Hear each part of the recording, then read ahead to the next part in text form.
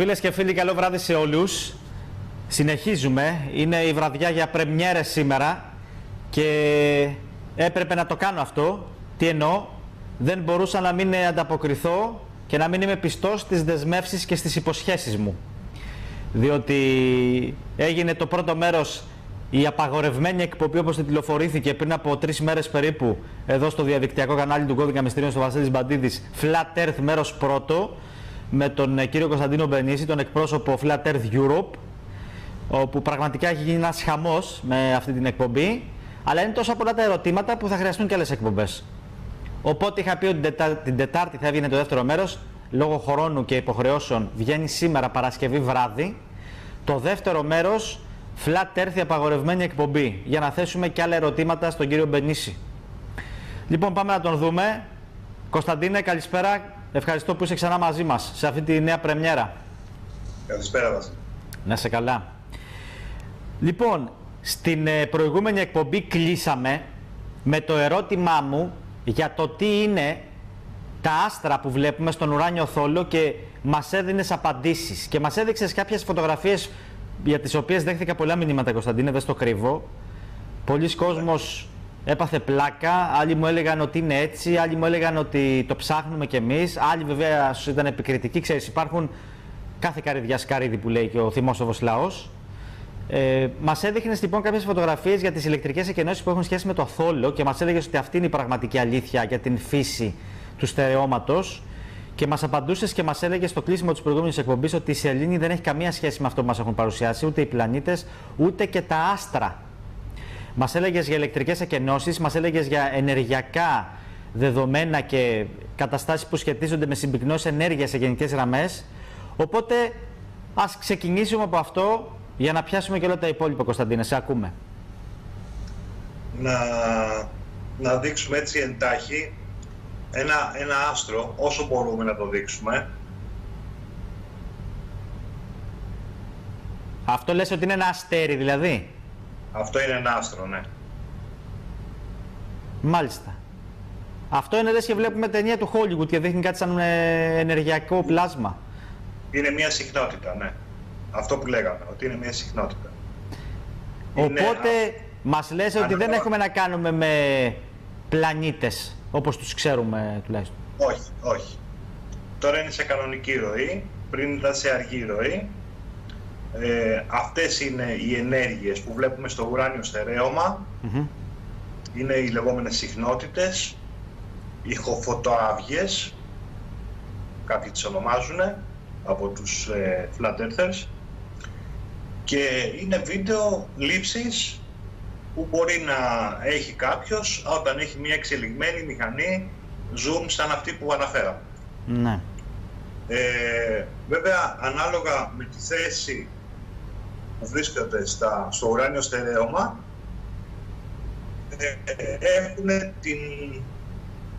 έχουν διαφορετική συχνότητα, διαφορετικούς χρωματισμούς, αποχρώσεις, όπως αυτό που βλέπουμε. Και αν τώρα κάποιος σου πει, εγώ δεν το πιστεύω αυτό, εγώ ξέρω ότι τα άστρα είναι όπως μας τα δίνει η αστρονομία και όλα όσα μάθαμε από μικρή. Ότι πού το ξέρω εγώ, θα σου πει κάποιος ότι αυτό δεν είναι φτιαχτό ή ότι εσείς μας λέτε ότι είναι έτσι. Ξέρεις, θα υπάρξει αυτό το ερώτημα, το ξέρεις, δεν χρειάζεται να το θέσω τώρα εγώ. Ναι, λογικό είναι. Μπορεί πολύ απλά να πάρει μια τέτοια εξελιγμένη μηχανή και να βλέπει τα πραγματικά άστρα πώς είναι. Ακόμα και με γυμνό μάτι βλέπουμε, βέβαια όχι στις μεγαλοπόλεις, επειδή το φως των πόλεων δεν μας επιτρέπει να δούμε τόσο καθαρά. Αν είμαστε δηλαδή έξω από την πόλη, θα δούμε ξεκάθαρα με γυμνό μάτι τον έναστρο ουρανό και θα δούμε, ανάλογα και με το μέγεθος στο ουράνιο στερέωμα των άστρων, θα τα δούμε να τρεμοπαίζουν. Με γυμνό μάτι. Είναι αυτό που πραγματικά βλέπουμε. Δηλαδή, ο Άρης, παραδείγματος χάρη, είναι ένα εξάπλευρο άστρο. Είναι μισό λεπτό. είναι ένα εξάπλευρο άστρο. Βέβαια, δηλαδή ο Άρης δεν είναι έτσι όπως μας τον δείχνουν στις φωτογραφίες τόσα χρόνια από την NASA? Όχι. Είναι αυτός ο Άρης. Ο Άρης είναι αυτός. Είναι εξάπλευρος. Βέβαια... Δηλαδή στον Άρη, άμα μπω στο ένα διαστημόπλαιο τώρα, δεν μπορώ να πάω και να είναι όπως στις ταινίες, να προσγειωθώ στον Άρη και να ζω εκεί? Όχι. Καταρχήν, ο Άρης, γιατί επιλέξαν τον Άρη τώρα από την NASA? Γιατί ο Άρης, εκτός ότι είναι εξάπλευρος και τους αρέσει το εξάρι και μπορούμε να αναφερθούμε στα εξάρια τους, από την άλλη είναι και ο θεός του πολέμου, όπως γνωρίζουμε, με ό,τι συνεπάγεται αυτό. Δηλαδή όλα αυτά που τόσα χρόνια μας λένε ότι στέλνουν δορυφόρους και ειδικά μηχανήματα και φωτογραφίζουν, ότι έχουν στείλει ρομπότ, drone, σαν μικρά άρματα μάχης που έχουν πέσει στον Άρη με μπαλόνια και φωτογραφίζουν, ότι βρήκαν μια περιοχή που είχε, λέει, μια πυραμίδα και ένα πρόσωπο που λέγεται Κιδωνία, ότι ο Άρης έχει ζούγκλες, ότι ο Άρης έχει πράγματα σαν σωληνοειδείς κατασκευές. Όλα αυτά δεν ισχύουν δηλαδή? Όχι, δεν ισχύουν. Όλα αυτά επίσης που λένε για το δορυφόρο του, το Φόβο και τους δορυφόρους του, το Φόβο και το Δήμο. Μιλάμε για το εσωτερικό του ουράνιου στερεώματος. Αυτά που βλέπουμε είναι στο εσωτερικό του ουράνιου στερεώματος. Είναι δηλαδή στα άνω ύδατα. Οι δορυφόροι του Άρη δεν υπάρχουν? Δεν έχω παρατηρήσει εγώ προσωπικά αν υπάρχουν. Έτσι, ούτε μπορώ να διαβεβαιώσω κάτι τέτοιο. Προφανώς, αν οι αστρονόμοι έχουν δει κάτι τέτοιο, προφανώς και υπάρχουν. Λοιπόν... η μυθοδία που είχε γίνει, ξέρεις, πριν από πολλά χρόνια με τον Βαγγέλη Παπαθανασίου που λέγανε για τον Άρη, όλο αυτό δηλαδή δεν είχε ένα ερέθισμα για να γίνει? Δηλαδή γιατί έγινε τότε? Κοίταξε να δεις κάτι. Η NASA, λογικό είναι, όπως και σε όλους τους πυράβλους, να έχει δώσει ελληνικά ονόματα. Ναι. Και η μυθοδία έρχεται να ενισχύσει την προσπάθεια στο να γίνουν και πιο πιστευτοί μέσα από μια ελληνιστική ιστορία, που άλλωστε το οτιδήποτε ονομάζεται στο ουράνιο στερέωμα και παντού είναι με ελληνικά ονόματα, γιατί οι αρχαίοι Έλληνες τα γνωρίζαν αυτά, τα είχαν ανακαλύψει σε όλο το επίπεδο. Δηλαδή οτιδήποτε υπάρχει είναι ελληνικό.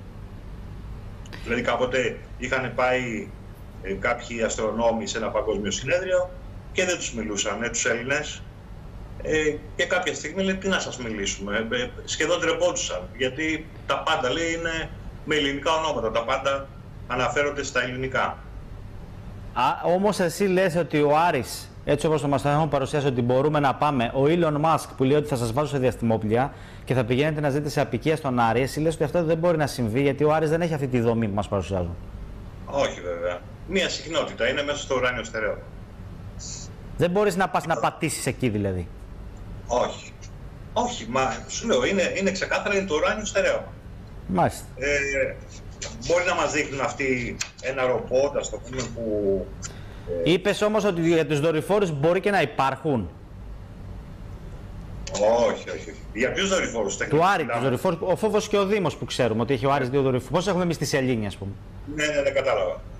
Δεν γνωρίζω προσωπικά. Μάλιστα. Έτσι, ούτε χρειάζεται να το ψάξω. Αλλά είχες πει για τη Σελήνη προχθές ότι ούτε στη Σελήνη μπορείς να πας, γιατί έχει την ίδια φάση με τον Άρη ενεργειακή. Ακριβώς. Άρα δεν θα μπορείς να πας ούτε στους άλλους τότε με βάση αυτή τη λογική. Κανείς δεν έχει πάει. Μάλιστα. Ούτε στη Σελήνη ούτε πουθενά. Πώς θα πάνε, με τι προώθηση? Στο κενό υπάρχει προώθηση? Άλλωστε αυτά είναι γυρισμένα σε στούντιο από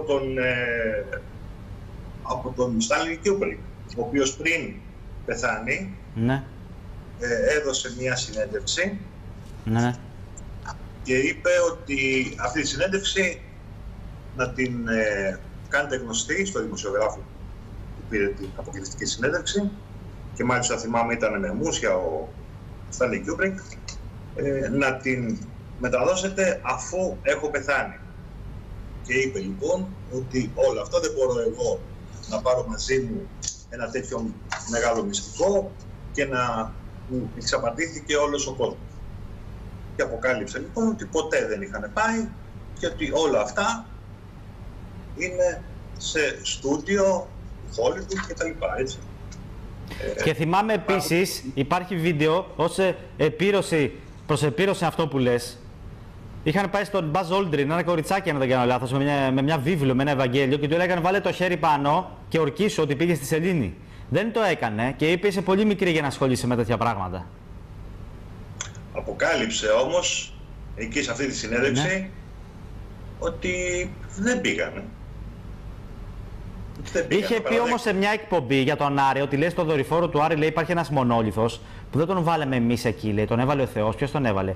Αυτό γιατί να το πει όμως? Γιατί κάνουν προπαγάνδα για να μας δημιουργήσουν ψεύτικες εικόνες για τους πλανήτες αυτούς στο πλαίσιο αυτής της προπαγάνδας που υποστηρίζεται ότι κάνουν? Δεν θα σου πούνε ολόκληρη την αλήθεια, θα αποκαλύψουν κάτι, γιατί και οι ίδιοι προφανώς ντρέπονται. Αλλά ξέρουν ότι κάποια στιγμή, όταν θα πεθάνουν, θα δώσουν λόγο. Έτσι. Δηλαδή τώρα... Ναι. Τώρα να σε ρωτήσω κάτι που έχει σχέση με αυτό που λένε εξωγήινη ζωή. Πριν μας δείξει αυτό, Κωνσταντίνε, πριν μας δείξει αυτό... Είναι ο Κιούμπρικ, ο Στάνλεϊ Κιούμπρικ. Ο Στάνλεϊ Κιούμπρικ ο σκηνοθέτης. Ναι, είναι στο Hollywood, στις εταιρείες στο Hollywood που ξεκινούσαν την εποχή εκείνη να γυρίσουν τις ταινίες. Είναι το στούντιο. Ναι, μα υπάρχουν τα βίντεο κλιπ, στην ομάδα μας υπάρχουν όλα αυτά τα βίντεο κλιπ που γυρίζανε δηλαδή και περιμένανε οι υποτιθέμενοι αστροναύτες να γυρίσουν την επόμενη ταινία. Και μάλιστα γινόντουσαν και παρατράγουδα, πέφτανε τα φωτιστικά, έτσι. Ναι, είναι γνωστά αυτά, είναι γνωστά, τα έχουν δείξει πάρα πολύ. Κοίταξε να δεις κάτι. Υποτίθεται ότι στο κενό δεν υπάρχει ατμόσφαιρα. Ένας αστροναύτης, παραδείγματος χάρη, πρέπει να έχει παραπάνω από μία ατμόσφαιρα μέσα στη στολή του. Πρέπει να έχει 2 ατμόσφαιρες. Άρα λοιπόν έχει μία θετική διόγκωση της στολής του. Σωστά? Ναι. Σαν φαντάσου ένα λάστιχο αυτοκινήτου. Λοιπόν, η εξωτερική πλευρά έχουμε μία αρνητική διόγκωση από το κενό. Δηλαδή ο αστροναύτης, με λίγα λόγια, η θετική ενέργεια της πίεσης που θα έχει εσωτερικά, θα πρέπει λοιπόν η στολή του να είναι φουσκωμένη, διογκωμένη από την πίεση του αέρα που πρέπει να έχει για να αναπνέει κτλ. Ναι. Και από την εξωτερική πλευρά να έχει επίσης αρνητική με διόγκωση προς τα έξω, δηλαδή να διογκώνεται, να γίνει σαν μπαλόνι. Εκτός ότι θα σκάγει κιόλα, έτσι. Το συζητάμε. Κανένας δεν αντέχει, δηλαδή, στο κενό. Είδαμε ότι το άλμα του Φέλιξ έφτασε στο όριο της ατμόσφαιρας που είχε σε μειωμένη δηλαδή πίεση. Καταλαβαίνουμε λοιπόν ότι δεν μπορεί να συμβεί κάτι τέτοιο. Εκ των πραγμάτων δεν μπορεί να συμβεί κάτι τέτοιο. Για την εξωγήινη ζωή τι λες? Μας λένε ότι μπορεί να υπάρχουν εξωγήινοι εκεί έξω. Μα δεν υπάρχει το έξω. Λόγω του θόλου. Βέβαια, δεν υπάρχει το έξω και μάλιστα... Και τι υπάρχει μετά το θόλο, ξέρει κανένας? Ένας παράγοντας εντός εισαγωγικών ηθοποιοί είναι τώρα αυτοί που βγαίνουν και μιλάνε, είπε ότι η Γη είναι ένα κλειστό σύστημα. Ναι, το είδα και εγώ αυτό. Κανείς δεν μπορεί να βγει από τη Γη. Οι ζώνες Van Allen, παραδείγματος χάρη, δεν είναι τίποτα άλλο από το ουράνιο στερέωμα. Αυτό είναι. Οπότε οι εξωγήινοι που μας λένε και μας δίνουν στις ταινίες είναι μια προπαγάνδα. Είναι μέρος της όλης προπαγάνδας. Όλη αυτή η προπαγάνδα έχει ξεκινήσει εδώ και πάρα πολλά χρόνια με ταξίδια, με εξωγήινες απειλές, με αστεροειδείς που υποτίθεται ότι πλησιάζουν τη Γη, χρηματοδοτήσεις για μια ροζέτα να ανέβει πάνω σε μια... σε ένα αστεροειδή για να μην χτυπήσει τη Γη, ένας φόβος γενικότερα δηλαδή που πρέπει πάντα ο κόσμος να απειλείται. Αυτή τη στιγμή ο κόσμος νομίζει ότι ταξιδεύει μέσα στο άπειρο σύμπαν. Δηλαδή, φαντάζεται στο μυαλό του ότι ταξιδεύει μέσα στο άπειρο σύμπαν. Αν από μικρό παιδί σε έχουν γαλουχίσει, σε έχουν χειραγωγήσει με τέτοια κατάσταση, και ένα μικρό παιδί, άμα του μιλήσει και του πει στο παραμύθι για την κοκκινοσκουβίτσα και το λύκο και το δάσο και τη γιαγιά, το έχει φανταστεί στο μυαλό του μέχρι να. Έτσι, έχει φανταστεί αυτή την εικόνα. Κωνσταντίνε, πολλοί με ρώτησαν πώς είναι δυνατόν, λέει, δεν υπάρχουν οι αστεροειδείς, οι μετεωρίτες που πέφτουν στη γη ή έχουν πέσει στη σελήνη και δημιουργήθηκαν οι κρατήρες της, μου λένε. Ποτέ δεν έχει πέσει, ούτε έχει παρατηρηθεί κάτι τέτοιο, ότι έχουν πέσει στη σελήνη. Ποτέ. Δεν έχει παρατηρηθεί ποτέ ότι έχει πέσει κάτι πάνω στη σελήνη. Στη γη όμως δεν έχουν πέσει αστεροειδείς. Ούτε. Όχι. Και μάλιστα, αν είχα προβλέψει αυτή την ερώτησή σου, θα σου είχα και υλικό το οποίο από μεγάλο ύψος πετάνε από αεροπλάνα. Πετάνε λοιπόν τεράστιες μπάλες.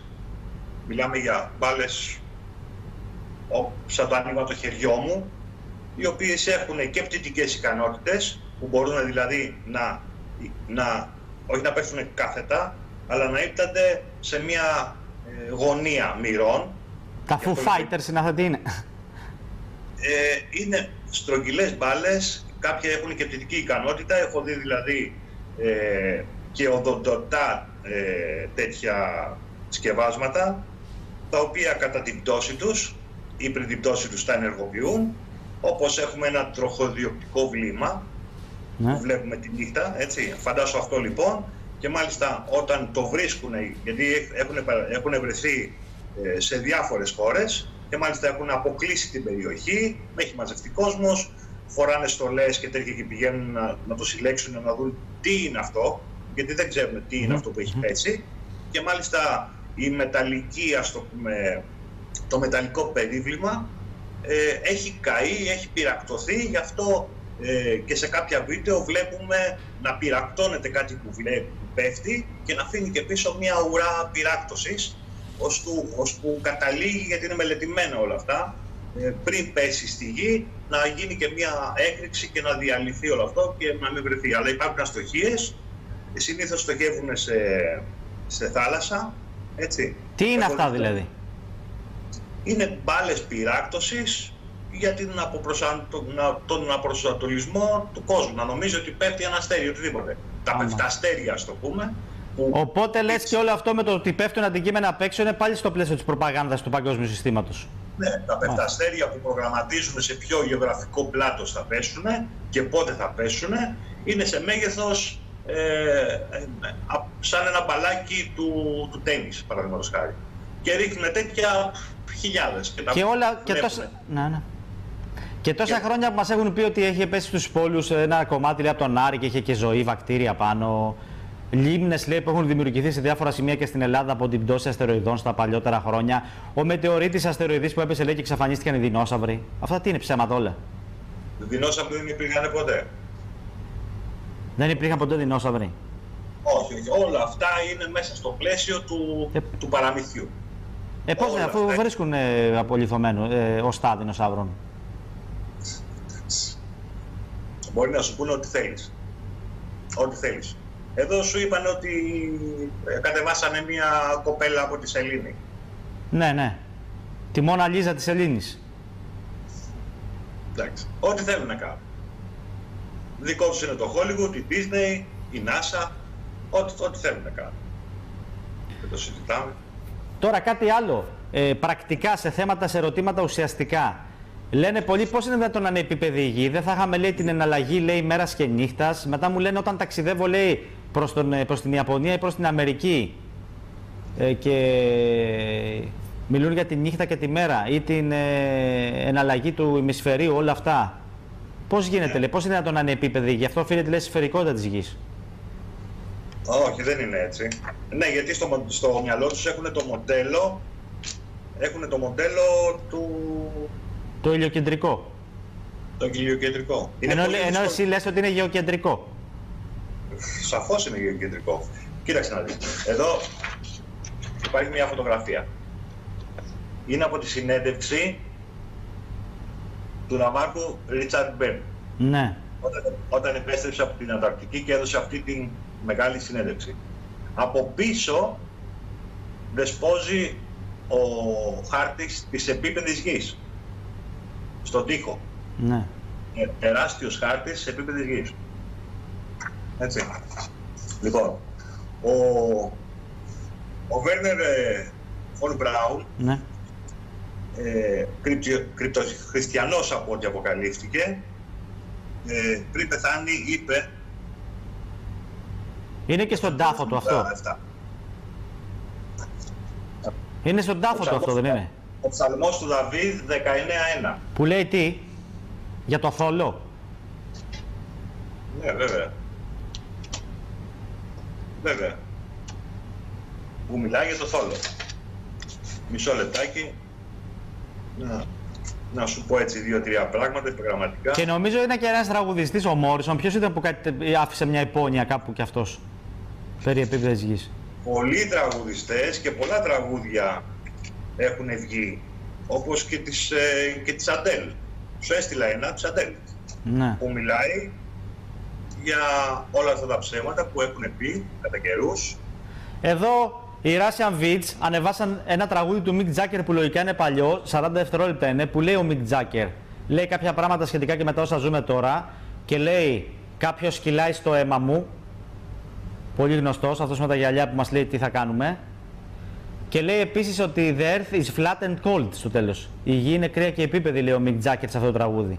Επίσης το βίντεο κλιπ της Ουκρανίας το Μάιο που μας πέρασε για το Eurovision δείχνει την επίπεδη γη και επίπεδες γης μέσα σε διαμάντια, που το διαμάντι δίνει και 33 στη λέξη αριθμική. Είναι πολύ περίεργα αυτά τα βίντεο κλιπ. Παλιότερο βίντεο κλιπ των Metallica δείχνει ότι τραγουδάνε και σπάει ο θόλος, ο ουράνιος, ας πούμε. Πάρα πολλά. Θα δείξουμε. Λοιπόν, ας δούμε λοιπόν τι λέει ο ψαλμός του Δαβίδ που απέτησε ο Φον Μπράουν να γραφτεί. Ψαλμός Δαβίδ 19.1. Οι ουρανοί διηγούνται τη δόξα Θεού και το στερέωμα αναγγέλει το έργο των χεριών αυτού. Αυτά λέει. Δεν γράψανε βέβαια όλο το στίχο, γράψανε μόνο τον αριθμό. Λοιπόν, ξέρεις, υπάρχουν εκατοντάδες εδάφια και στα Ευαγγέλια που αναφέρουν. Αν κάτσουμε μία μέρα δηλαδή, δεν μας φτάνει μια εκπομπή να κάτσουμε να διαβάζουμε συνέχεια. Θα σου πω έτσι επιγραμματικά μερικά τα οποία μπορεί να είναι και γνωστά. Λοιπόν, ας πούμε στη Γέννηση, εδάφιο 6 και 7.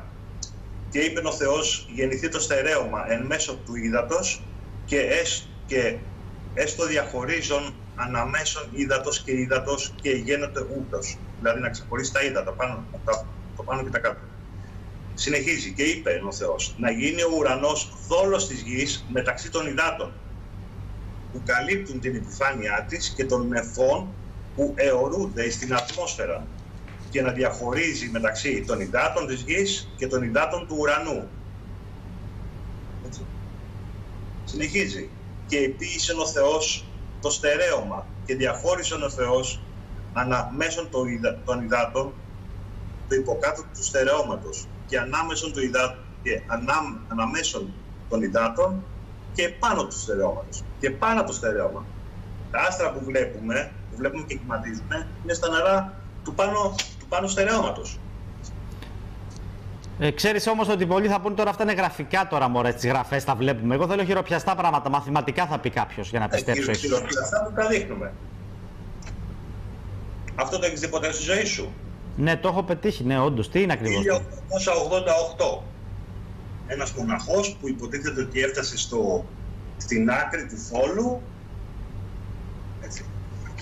Χειροπιαστά πράγματα μπορούμε να αναφέρουμε. Και αρκετά. Λοιπόν, μετά λοιπόν τη συνέντευξη του φίλου μας του Μπέρν, που από πίσω είναι ο χάρτης επίπεδης γης, βλέπουμε τη σημαία που είχατε σηκώσει στην αποστολή της Ανταρκτικής. Την βλέπεις? Αυτό μοιάζει σαν το θόλο. Όχι. Δεν υπάρχει ο χάρτης μέσα. Υπάρχει το πλαίσιο. Το πλαίσιο μας έλεγες προχθές. Μπράβο, είναι ο κύκλος της Ανταρκτικής. Λοιπόν, επειδή λοιπόν αυτοί παίζουν με το μυαλό μας, έχουν δημιουργήσει την Ανταρκτική σαν τον ανθρώπινο εγκέφαλο. Το βλέπεις? Μάλιστα, πρώτη φορά το βλέπω αυτό στη ζωή μου. Παίζουνε με το μυαλό μας. Δεν το είχα σκεφτεί ποτέ έτσι. Παίζουν, για αυτούς αυτό είναι ένα παιχνίδι. Λοιπόν, μισό λεπτάκι έτσι να το ξετυλίξουμε λίγο το θέμα. Λοιπόν, αν κάποιος πάει στη Wikipedia και χτυπήσει firmament, θα του βγάλει αυτά. Ναι. Το ουράνιο στερέωμα. Που πάνω εδώ γράφει God. Τι γράφει? Θεός. Α, God, ναι. Ναι. Λοιπόν.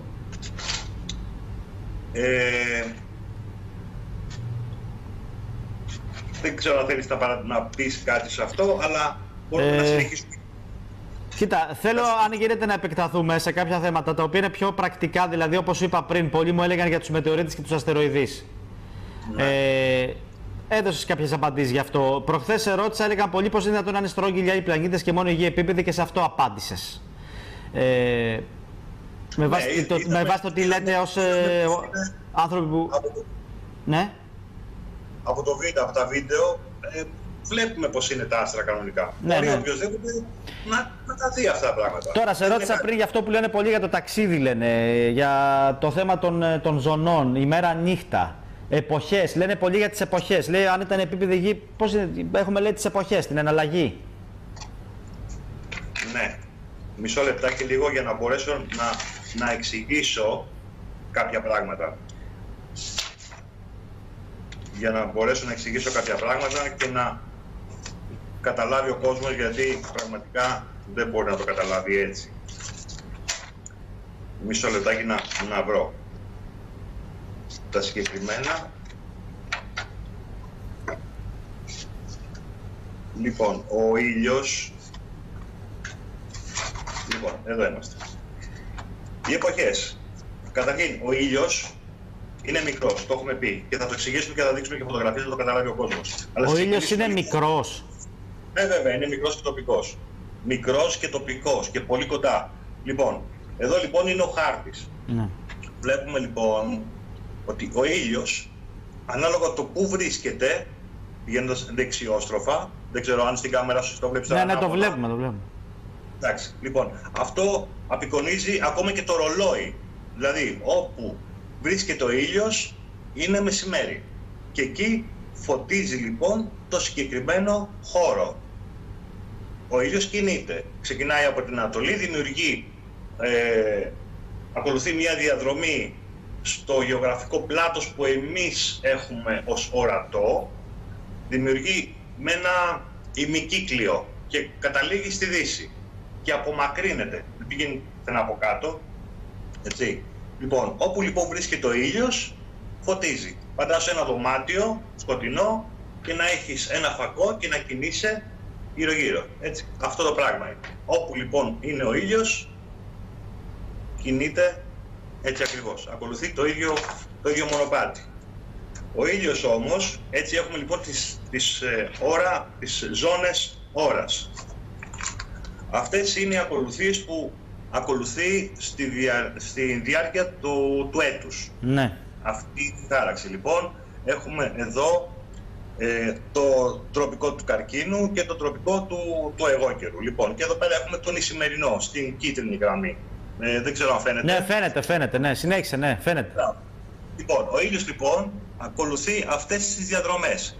Το χειμώνα, παραδείγματος χάρη, ο ήλιος βρίσκεται στο νότιο χώρο. Ακολουθεί αυτή τη γραμμή, την μπλε γραμμή, βρίσκεται δηλαδή στην εξωτερική μεγάλη κίνηση του χώρου, που έχουν καλοκαίρι στην Αυστραλία, Νέα Ζηλανδία κτλ. Okay. Στο νότιο χώρο. Όπως είπαμε, όλος αυτός ο χώρος εδώ που είναι και τα όρια της Ανταρκτικής, των πάγων που συγκρατούν τα νερά, δεν πέφτει κανείς κάτω. Έτσι, αυτό είναι κάτι αστείο να το αναφέρουμε. Λοιπόν, ο Ισημερινός, που έχουμε άνοιξη και φθινόπωρο, ανάλογα που βρίσκεται ο ήλιος, και όταν βρίσκεται στο μικρό κύκλο, έχουμε στην Ελλάδα και στις ευρωπαϊκές χώρες καλοκαίρι. Αυτή την αναλλαγή κάνει ο ήλιος, γι' αυτό βλέπουμε όταν έχουμε εμείς χειμώνα και ο ήλιος βρίσκεται στην εξωτερική γραμμή περιστροφής του, αλλάζουν οι μοίρες του ήλιου, δηλαδή όπως το βλέπουμε είναι πιο χαμηλά και διαρκεί λιγότερο. Ναι. Διαρκεί μικρότερη διάρκεια η ημέρα. Έτσι. Και κάνει σαφώς και πιο κρύο. Αυτή είναι με απλά λόγια. Για να το καταλαβαίνει και ο κόσμος. Ναι. Δεν είναι κάτι διαφορετικό. Λοιπόν, θέλεις να εξηγήσουμε κάτι άλλο όσον αφορά τον ήλιο? Δεν νομίζω. Πάμε όμως να πούμε κάποια πράγματα για τον ήλιο. Λοιπόν, ο ήλιος. Φωτογραφίες μέσα από τα σύννεφα, πώς βγαίνουν οι ακτίνες. Το βλέπουμε? Ναι, ναι. Ωραία.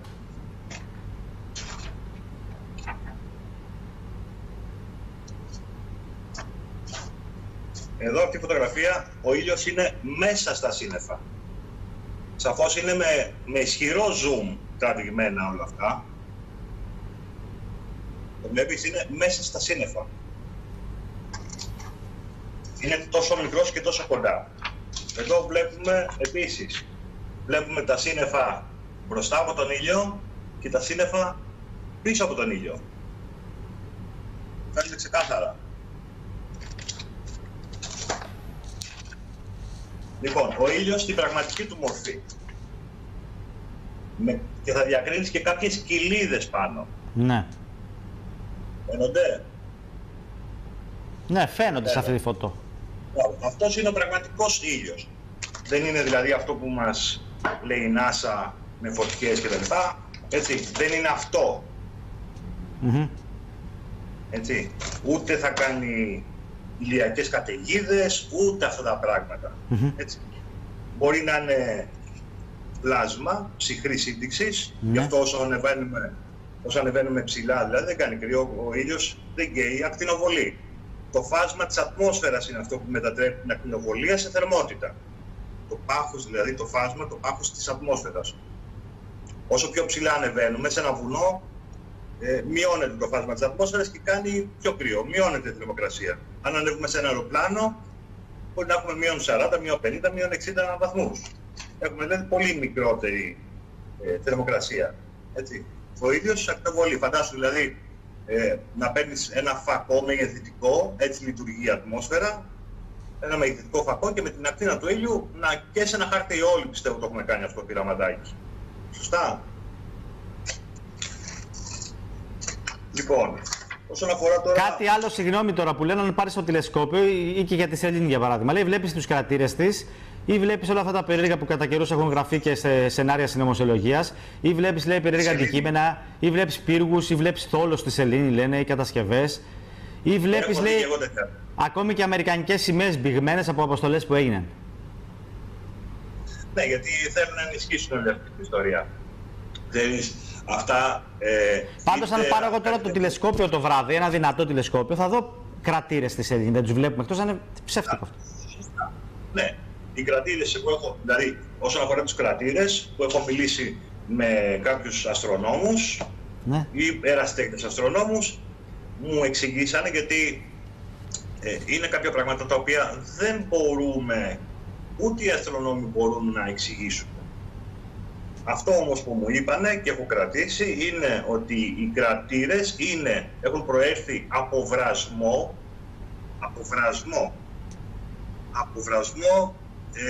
της καταστροφής του πλάσματος, του ηλεκτρομαγνητικού δηλαδή πλάσματος.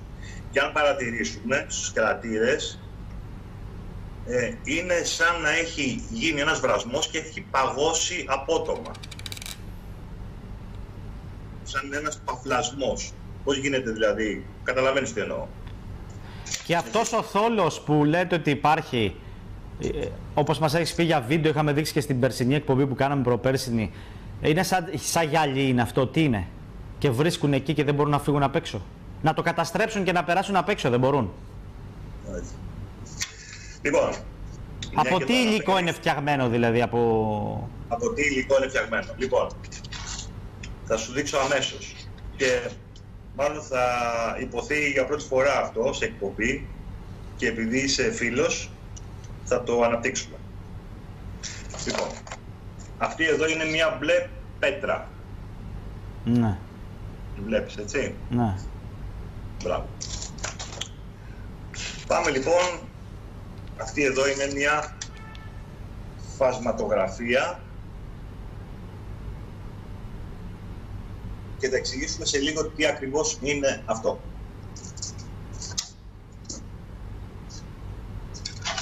Λοιπόν, το 1990 ένας Ιταλός γεωλόγος που ονομάζεται Άντζελο Πιτόνι επισκέφτηκε τη Σιέρα Λεόνε, κοντά στα σύνορα της Γουινέας και Νάκρη, για να διαπιστώσει αν μια συγκεκριμένη περιοχή της χώρας, που ως γνωστή ως Κόνο, ήταν πράγματι μια πλούσια κατάσταση για την εταιρεία του διαμαντιών που θα μπορούσε να εκμεταλλευτεί η εταιρεία. Που τον είχε μισθώσει για να κάνει αυτή την έρευνα. Επιδίωξε λοιπόν να λάβει την παραχώρηση της εκμετάλλευσης με αντάλλαγμα την κατασκευή αρκετών κατοικιών για την κυβέρνηση. Μιλάμε τώρα για Σιέρα Λεόνε, Αφρική κτλ. Εκεί λοιπόν με τον αρχηγό των φυλών, τον Φούλα, διαπίστωσε κάποιες αποκαλύψεις και βρήκανε τη συγκεκριμένη πέτρα, η οποία δεν είχε ξαναδεί ποτέ ο Πιτόνι.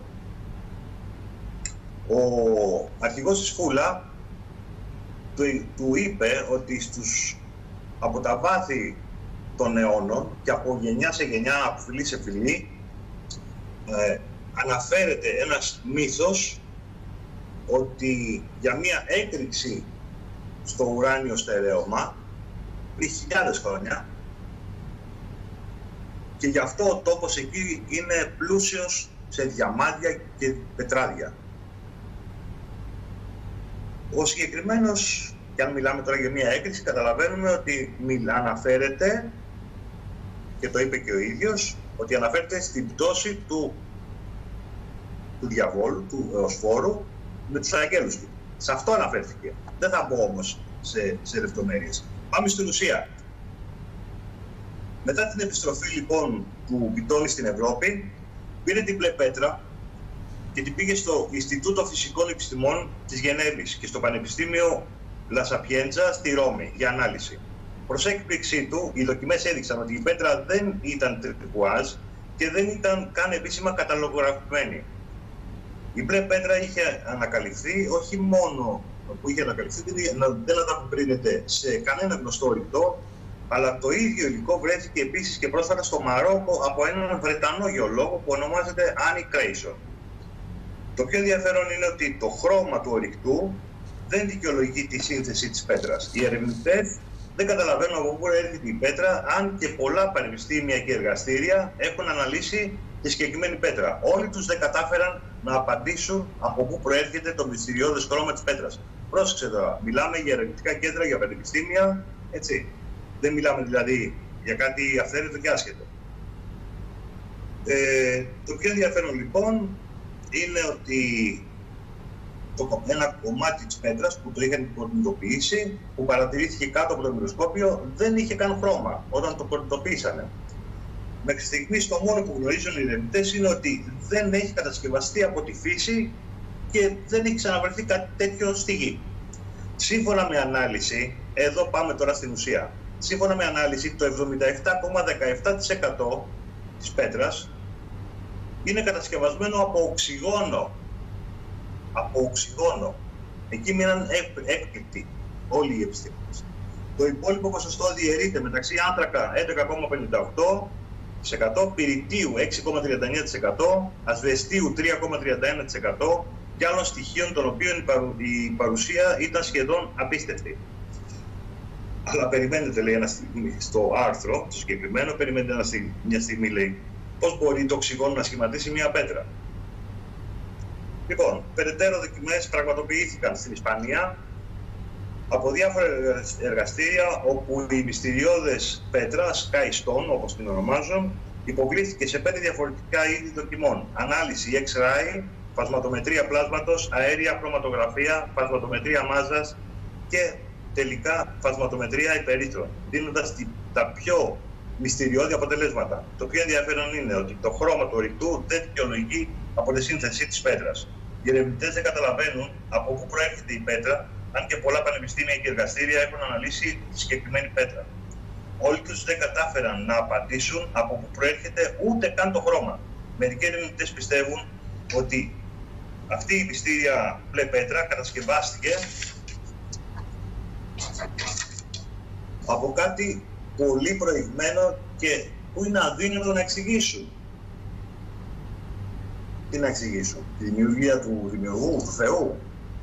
Δεν μπορούν να το εξηγήσουν. Μία από τις αναλύσεις που εμβάθυναν το μυστήριο της πέτρας του ουρανού, όπως λέγεται, είναι όταν ένα κομμάτι της πέτρας υποβλήθηκε σε αυστηρή εξέταση για να προσδιοριστεί η σύνθεση της πέτρας και οι αντίστοιχες αναλογίες τους.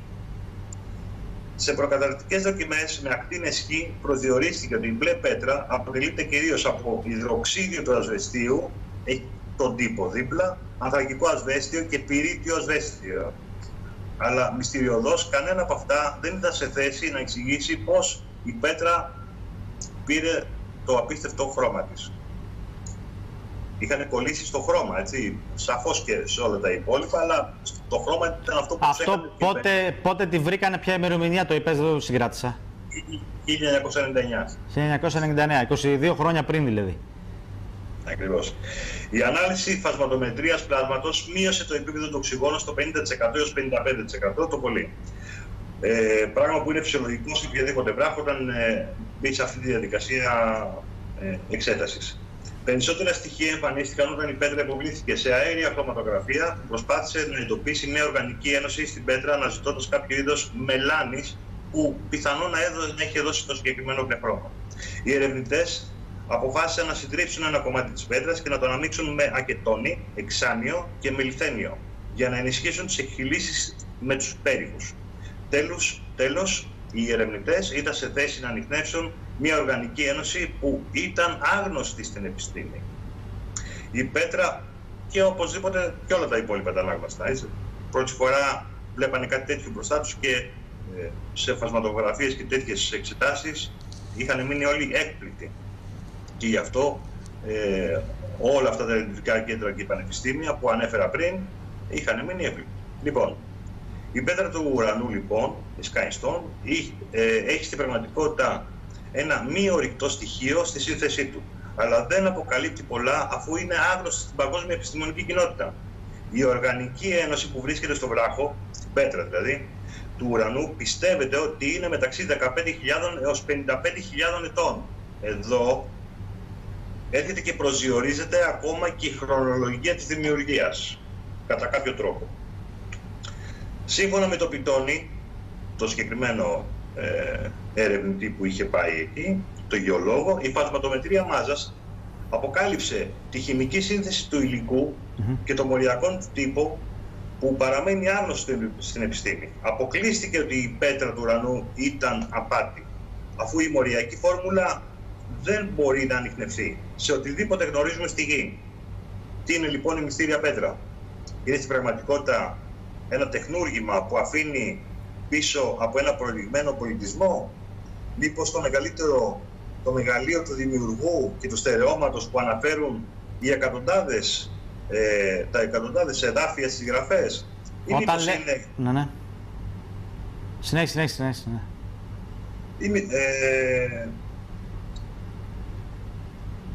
Είπες πριν για την πτώση του εωσφόρου, δηλαδή τι εννοούν, ότι μπορεί όπως έπεσε να το σπάσανε και να έφυγε ένα κομμάτι? Ναι, μα αναφέρεται, κοίταξε να δεις. Εγώ μέσα από όλη αυτή την έρευνα που έχω κάνει, το λεγόμενο Big Bang δεν είναι τίποτα άλλο από την έκρηξη του ουράνιου στερεώματος και την πτώση του εωσφόρου και των αγγέλων. Μάλιστα. Το πάμε λίγο πολύ μακριά το θέμα, αλλά αυτό προκύπτει. Όπως οι ζώνες Βαλάνελ δεν είναι τίποτα άλλο από το ουράνιο στερέωμα. Δεν είναι τίποτα άλλο, που είναι αδιαπέραστες κτλ. Και δεν έχουν επιχειρήσει τόσα χρόνια να σπάσουν αυτό το στερέωμα, αν δεχτούμε ότι υπάρχει? Με πυράβλους. Δηλαδή η κακή της ελίτ του πλανήτη που μας κάνουν πλήση εγκεφάλου τόσα χρόνια για να μας κρύψουν την αλήθεια για το θόλο και την επίπεδη γη και το δημιουργό και τη δημιουργία του, δεν έχουν επιχειρήσει να το σπάσουν γιατί είναι αντίθεοι, ας πούμε. Με ποιο τρόπο να το σπάσουν? Με πυράβλους, με τεχνολογία λέιζερ, με... Εδώ φτάσανε στις 3.000 βαθμούς. Τι να σπάσουν? Τι φτάσανε στις 3.000? Στις 3.000 βαθμούς. Τι εννοείς 3.000 βαθμούς?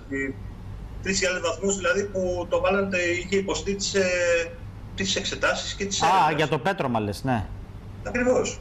Λοιπόν. Δηλαδή εσύ υποστηρίζεις ότι αυτό το πέτρωμα έχει σχέση με το κομμάτι που αποκολλήθηκε από τον ουράνιο θόλο? Ναι, προφανώς ναι. Όπως και τόσα άλλα πετρώματα τα οποία δεν μπορούν να δικαιολογηθούν από την γεωφυσική σύνθεση της γης. Έτσι. Λοιπόν, άσχετα αν που τα κατατάσσει ο καθένας. Λοιπόν, αυτό είναι πραγματικότητα. Δεν μπορεί να το αμφισβητήσει κανείς. Εδώ μιλάμε για συγκεκριμένα πανεπιστήμια, συγκεκριμένες εξετάσεις, συγκεκριμένες τιμές, μονάδες και οτιδήποτε αναφέρεται το συγκεκριμένο. Λοιπόν, τώρα μερικοί από εσάς λέει θα ήθελαν να μάθουν αν υπάρχει επιστημονική αναφορά για αυτό το θόλο. Λοιπόν, υποθέτω ότι μπορούμε να πιστέψουμε ελάχιστα σε ό,τι λέει η επιστήμη της NASA. Είμαι περίεργος για τις αναφορές τους στις ζώνες Van Allen, που στην πραγματικότητα προφανώς δεν είναι παρά μόνο ο διαπέραστος θόλος. Επιτρέψτε μου λέει να σας υπενθυμίσω ότι αυτός είναι ο ισχυρισμός και στις γραφές. Οι συνέπειες, επιτρέψτε μου λέει, για να μην παρεξηγηθεί ο άνθρωπος, όπως και εσύ είπες πριν, ότι μπορεί να γίνουμε γραφικοί και τι είναι αυτά που λέμε και οτιδήποτε. Λοιπόν, οι συνέπειες αυτού του είδους του υλικού προφανώς θα άλλαζαν τη μορφολογία της γης, για όσα ξέρουμε, μέσα από την εκπαίδευση και παιδαγώγηση, γιατί πρέπει αυτό να μας τρομάζει. Ο λόγος του Θεού είναι αληθινός σχετικά με αυτά τα θέματα. Και συνεχίζει έτσι με μια δική του αναφορά όσον αφορά το συγκεκριμένο θέμα. Αυτό λοιπόν όσον αφορά την μπλε πέτρα και το τι σύνθεση από τι υλικό είναι ουρανός.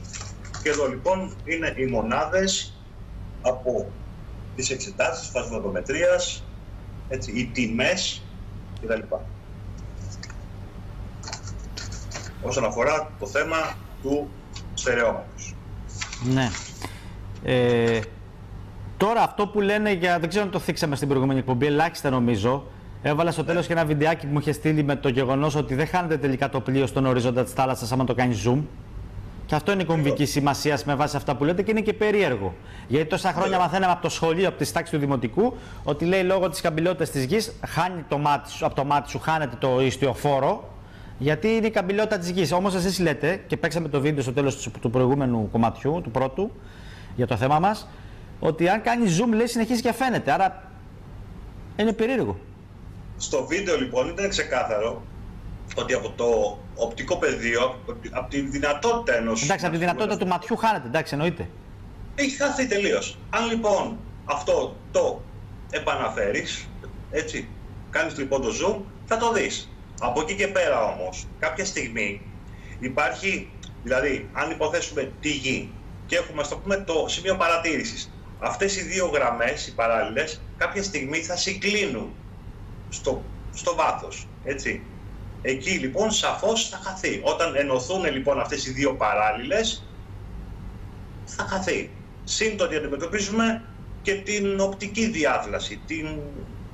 Γιατί η ατμόσφαιρα έχει χιλιάδες τόνους νερό. Έτσι, ανάλογα με την υγρασία που επικρατεί. Εμείς το αντιμετωπίσαμε αυτό στα πειράματά μας και ειδικά πάνω από τη θάλασσα, που η άβρα της θάλασσας επικρατεί σε μια απόσταση περίπου 3-5 μέτρα πάνω από την επιφάνεια της θάλασσας. Η άβρα της θάλασσας, η υγρασία, ο ατμός που ανεβαίνει, που εξατμίζεται. Έτσι, αυτά όλα συμπεριλαμβάνονται μέσα σε αυτή τη διαδικασία. Αν βάλουμε δηλαδή ένα ποτήρι νερό, παραδείγματος χάρη, ένα ποτήρι λίο, έτσι, όχι να έχει διάφορα πάνω, και περάσουμε από πίσω δημιουργήσουμε σε ένα χαρτάκι, γράψουμε ένα βέλος, μια κατεύθυνση, και το περάσουμε πίσω από ένα ποτήρι, όπως είναι το ποτήρι δηλαδή, βάλουμε το χαρτάκι και το περάσουμε Έτσι ακριβώς. Αυτό το ποτήρι δεν είναι βέβαια, δεν είναι λίο, κάνει τετραγωνάκια, ναι. έτσι, απλά έτυχε τώρα και έφτιαξε και ένα βελάκι. Αν το περάσουμε από την πίσω πλευρά, θα δούμε ότι το βελάκι αυτό πηγαίνει από την αντίθετη. Δεν ξέρω αν φαίνεται. Φαίνεται, πηγαίνει από την αντίθετη πλευρά. Έτσι, αυτό λοιπόν είναι μια παραμόρφωση. Το νερό που έχει μέσα το ποτήρι αναπαραστά το νερό που υπάρχει στην ατμόσφαιρα, η υγρασία. Μάλιστα. Όλα αυτά λοιπόν είναι μια καθημερινή εξαπάτηση. Έτσι, δεν είναι τίποτα άλλο. Θέλω να σε ρωτήσω κάτι άλλο τώρα. Εφόσον κάποιος δεχθεί ότι υπάρχει η επίπεδη γη, όπως λέτε ότι αναφέρεται στις γραφές και τη δημιούργησε ο Δημιουργός Θεός και ο Θόλος, αυτό το πράγμα βρίσκεται σε ένα αχανές σύμπαν και πάλι όχι, υπάρχει μόνο αυτό και όλα είναι μέσα σε αυτό? Λοιπόν, μια και ανέφερες λοιπόν το αχανές σύμπαν. Τι μας λέει η NASA? Καταρχήν, να ξεκαθαρίσουμε κάτι. Οι επιστήμονες και γενικότερα η επιστημονική κοινότητα, η παγκόσμια επιστημονική κοινότητα, δεν έχει διαπιστώσει η διασώμαση ότι υπάρχει διάστημα. Τι υπάρχει? Ότι υπάρχει διάστημα. Ναι. Δεν έχουν διαπιστώσει, λες. Οι επιστήμονες έχουν διαπιστώσει ποτέ ότι υπάρχει διάστημα? Ξέρω εγώ, έτσι μας λένε. Όλα αυτά είναι μια βιβλιογραφία που είναι υποχρεωμένοι να ακολουθήσουν. Δηλαδή, παραδείγματος χάρη, όταν από το Υπουργείο έρχεται ένα βιβλίο, ο δάσκαλος ή ο καθηγητής ή οποιοδήποτε είναι υποχρεωμένος να το διαβάσει τα παιδιά. Και μάλιστα πριν από 1,5 χρόνο με πήρε ένας δάσκαλος και μου λέει, με περνάνε πειθαρχικό. Λέω γιατί? Φίλος μου στο Facebook μου λέει γιατί ενώ έπρεπε να τους λέω ότι η γη είναι σφαιρική, εγώ τους είπα ότι εγώ είμαι υποχρεωμένος μέσα από τα βιβλία του Υπουργείου Παιδείας να σας λέω ότι η γη είναι σφαιρική, αλλά εγώ προσωπικά σας λέω ότι η γη είναι επίπεδη. Γιατί? Τα παιδιά έκπληκτα το είπαν στους γονείς τους. Οι γονείς ενημερώσαν τον διευθυντή. Ναι, κατάλαβα. Ο διευθυντής τον κάλεσε σε πειθαρχικό.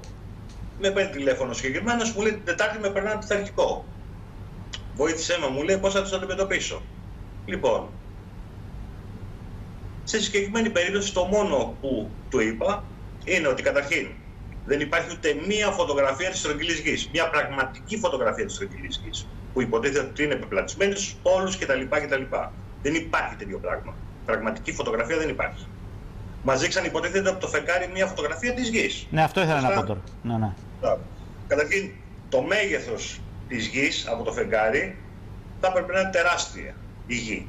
Έτσι. Και εκεί πέρα λοιπόν πάλι βλαγία κάνανε. Μάλιστα. Άρα εσείς λέτε ότι το γεωκεντρικό σύστημα που λέτε ότι υπάρχει έχει και άλλη προέκταση, μεταφυσική, θεολογική, οντολογική με την έννοια ότι έτσι καθίσταται στο επίκεντρο ο άνθρωπος που είναι το αποκορύφωμα της δημιουργίας του Θεού. Ενώ το σύστημα που μας προπαγανδίζει ότι δεν είναι επίπεδη η γη, λέτε εσείς, σε κάνει να νιώθεις ένα τίποτα μέσα σε ένα χανές σύμπαν και ότι πού τα βρίσκεις τώρα σε αυτό το πιο Θεό τώρα και εδώ γίνεται χαμός, σου λέει, και είσαι μια κουκίδα, λέει, στον ωκεανό. Εγώ αυτό ακούω από λοιπόν στη διαδικασία αυτή την έρευνα αυτή του είδους. Θα αναφέρουμε τώρα με την ευκαιρία. Η NASA λοιπόν και η σύγχρονη αστρονομία, της NASA βέβαια, λένε ότι η γη είναι μια γιγάντια μπάλα που γέρνει προς τα πίσω, που κουνιέται και περιστρέφεται με 1000 μίλια την ώρα γύρω από τον κεντρικό της άξονα, ταξιδεύοντας με ταχύτητα 66,600.000 μιλίων. 66,6, κράτησε το τα εξάρια, γιατί θα πούμε κι άλλα με τα εξάρια. Λοιπόν, γύρω από τον ήλιο. Περιστρέφεται με 500.000 μίλια την ώρα μέσα στο γαλαξία, ενώ ολόκληρη η γαλαξία ταξιδεύει σαν πύραυλος μέσα στο άπειρο σύμπαν 670.528.000 μίλια την ώρα. Με όλες αυτές τις κινήσεις που προέρχονται από μια υποτιθέμενη κοσμογονική μεγάλη έκρηξη. Πριν από 14 εκατομμύρια χρόνια. Έτσι. Εδώ μιλάμε λοιπόν για 670.568.000 εκατομμύρια χιλιόμετρα λοιπόν την ώρα, με διαφορετικές κινήσεις, κατευθύνσεις κτλ. Έτσι, ταυτόχρονα μαζί. Όλα αυτά λοιπόν ούτε αισθάνεσαι τίποτα, ούτε έχει μετρηθεί, ούτε έχει αποδειχθεί ποτέ τίποτα από τους επιστήμονες από όλα αυτά. Εμάς μας έμαθαν από μικρούς ότι λέει η γη γυρνάει, αλλά δεν το καταλαβαίνουμε εμείς, λέει. Λένε. Εντάξει. Θα σου πούνε λοιπόν και για τον νόμο της βαρύτητας. Όχι. Της έλξης. Μου διαφεύγει αυτή. Λοιπόν, δεν υπάρχουν λοιπόν αυτά τα πράγματα. Η γη είναι απολύτως σταθερή. Και να το πάμε και λίγο παρακάτω. Έγγραφο της NASA. Ναι. Λοιπόν. Και έχουμε και άλλα έγγραφα, έτσι. Δεν τα λέμε εμείς, τα λένε και οι ίδιοι. Και μελέτες. Δεν ξέρω αν φαίνεται εδώ. Αυτό τι είναι τώρα δηλαδή? Αυτό λοιπόν είναι ένα έγγραφο. Μισό λεπτάκι. Και εδώ λοιπόν είναι άλλα έγγραφα. Propagation of electromagnetic fields over flat earth, μάλιστα. Λοιπόν, αυτά είναι μελέτες από επιστήμονες. Και μιλάμε για το στρατό. Ότι έχει γίνει προπαγάνδα για την ύπαρξη ηλεκτρομαγνητικού πεδίου γύρω από τη γη αυτό? Λοιπόν, όχι. Αυτή λοιπόν είναι μια εργασία επιστημών που πουλήθηκε στην NASA προφανώς. Εργαστήριο έρευνα στρατού. Διάδοση ηλεκτρομαγνητικών πεδίων πάνω από μια επίπεδη γη. Έτσι, δεν μπορούν λοιπόν. Μιλάμε για πτυτικές δυνατότητες κτλ. Είναι όλη η μελέτη. Τα πάντα. Μαθηματικά, πράξεις. Που λέει τι με λίγα λόγια δηλαδή? Με λίγα λόγια ότι η γη είναι επίπεδη και σταθερή. Τόσο απλά. Μην διαβάσουμε, είναι 33 σελίδες. 33 σελίδες. Το ίδιο λοιπόν και στο έγγραφο της NASA. Το ίδιο και σε αυτή εδώ πέρα, έτσι. Εδώ λοιπόν, the earth, the flat earth κτλ. Army, δεν ξέρω αν βλέπεις εδώ. Ναι. Αυτοί λοιπόν τώρα είναι πληρωμένοι από εμάς. Τους βάλαμε εμείς να φτιάξουν όλες αυτές τις μελέτες. Αυτά λοιπόν είναι έγγραφα, είτε απόρριτα που έχουν αποχαρακτηριστεί. Αυτό ειδικά το συγκεκριμένο του 2001. Αυτό είναι του 2001. Γιατί αυτά έχουν να κάνουν και με τα οπλικά συστήματα, τα ηλεκτρομαγνητικά κανόνια. Δεν ξέρω αν έχουν πέσει στην αντίληψή σου. Τα ηλεκτρομαγνητικά κανόνια. Έτσι. Εδώ, με μεγάλα γράμματα το έχουμε γράψει για να φανεί το τι λέει εδώ ακριβώς. Το τι λέει εδώ ακριβώς το έχουν μεγάλα Flat not rotating earth λέει. Επίπεδη και όχι που περιστρέφεται λένε αυτοί λες. Ακριβώς. Μάλιστα. Τι να πούμε, δηλαδή δεν χρειάζεται. Πάντως να πω κάτι άλλο. Βλέπω κάποια βίντεο στο εξωτερικό που δείχνουν κατασκευές όπως σε παγκόσμιο επίπεδο γήπεδα ποδοσφαίρου. Και η αρχιτεκτονική λέει έχει να κάνει με το θόλο και το Doom, πώς λέγεται. Και είναι και αυτό περίεργο. Και άλλα έγγραφα εδώ πέρα αποχαρακτηρισμένα. CIA. Έτσι. Που περιγράφει λοιπόν Flat Earth. Ναι. Λοιπόν. Δεν χρειάζεται εμείς να αποδείξουμε κάτι. Αν θέλουν αυτοί που λένε ότι το νερό καπηλώνει κτλ., ας μας το αποδείξουν, ας μας αποδείξουν ότι στα 10 χιλιόμετρα το νερό καπηλώνει 7 μέτρα ακόμα 84 πόντους, ας καταρρίψουν τον νόμο της φυσικής. Για τη βαρύτητα που λένε ότι υπάρχει βαρύτητα και η επιτάχυνση βαρύτητας. Μισό λεπτό. Ο νόμος λοιπόν της φυσικής, η αρχή της μηχανικής των ρευστών. Πάντα τα ρευστά παίρνουν το σχήμα του χώρου, οποιοδήποτε ρευστό, αλλά πάντα η επιφάνειά τους παραμένει επίπεδη. Είναι νόμος. Καταρρεύσουμε τον νόμο, καταρρεύσουμε τα συγκοινωνούντα δοχεία. Μάλιστα. Που εντάσσονται στο συγκεκριμένο νόμο. Είναι θεμελιώδης νόμος της φυσικής. Μάλιστα. Λοιπόν, Κωνσταντίνε, ένα λεπτό ακόμη για το ολοκλήρωση του δεύτερου μέρους και θα πάμε σε τρίτο βεβαίως. Πολύ ωραία. Να πούμε κάποια πράγματα που ανέφερες. Λοιπόν, υποτίθεται ότι η γη είναι στρογγυλή, ναι. Βλέπουμε τον άξονά της. Ναι. Ο άξονας στην ορθή γωνία των 90 μοιρών είναι στις 23,4 μοίρες. Αν αφαιρέσουμε αυτά τα δύο. Βρίσκουμε λοιπόν 66,6. Έχουν μανία με τα 3 εξάρια δηλαδή, λες. Βέβαια, βέβαια. Μα ξέρουμε τι αντιπροσωπεύουν. Λοιπόν, εδώ. Κάνουν το 666 με τα δάχτυλα. Ναι, το έχω δείξει εγώ πόσα χρόνια σε εκπομπές τα δείχνω αυτά. Σωστά. Λοιπόν, έτσι. Ξέρουμε λοιπόν τι πρεσβεύουν και τι αντιπροσωπεύουν λοιπόν όλοι αυτοί. Ακόμα και ταινίες, δεν ξέρω τι θυμάσαι την ταινία, μια σειρά τη δεκαετία του 80. Ναι, είναι το Star Trek, αν δεν κάνω λάθος, που δείχνει, ναι, το έχω δει αυτό, ναι. Είναι το The Sirius. Επίσης και η ταινία με το Superman που είχε πάει σε μια κατασκευή στον Πόλο. Βλέπεις λοιπόν εδώ, ναι. Είχε κάτι σαν περιφραγμένο θόλο πάλι εκεί. Μπράβο, με τους κρυστάλλους και τα λοιπά. Άλλη ταινία εδώ πέρα. Επίσης στο Netflix τώρα υπάρχει μια ταινία, Under the Doom λέγεται, και νομίζω είναι ένα remake του Stephen King. Ναι. Μα παντού υπάρχουν, ακόμα και στα παιχνίδια θέλουν να περάσουν. Στο Call of Duty, μια σειρά του Call of Duty πιο παλιά, σε μια πίστα, έχει το μοντέλο της επίπεδης γης πάλι. Λοιπόν, πρόσεξε τώρα να δεις. Μάλιστα. NASA. Λοιπόν, National... Κλείνουμε με αυτό. Κλείνουμε με αυτό. Τι σημαίνει λοιπόν NASA, έτσι. National Aeronautics and Space Administration. Όλο αυτό λοιπόν μας βγάζει στον λεξάριθμο, στην αριθμοσοφία. Μάλιστα. Λοιπόν, και τι έχουν λοιπόν στο σήμα, στο logo της NASA, έχουν λοιπόν τη γλώσσα του φιδιού, του Office. Την εξαπάτηση δηλαδή. Βέβαια, την εξαπάτηση. Ακριβώς. Κωνσταντίνε, άνω τελεία. Θεωρώ λοιπόν ότι μπορεί η πέτρα που αναλύσανε τόσα πανεπιστήμια κτλ. Να φάνηκε, να ακούστηκε λίγο έτσι η γραφική και τι είναι αυτά που μας λες κτλ. Όλα αυτά τα πανεπιστήμια που αναλύσανε και με τις συγκεκριμένες τιμές των αναλύσεων αποδεικνύουν το τι είναι το ουράνιο στερέωμα. Λοιπόν, τα συγκεκριμένα έγγραφα επίσης αποδεικνύουν το τι ακριβώς βγαίνουν από τις μελέτες για οτιδήποτε. Πυραυλικά συστήματα κτλ. Και θα πω λοιπόν ένα τελευταίο. Έτσι λειτουργούν ακόμα και τα ραντάρ πάνω σε μια επίπεδη επιφάνεια.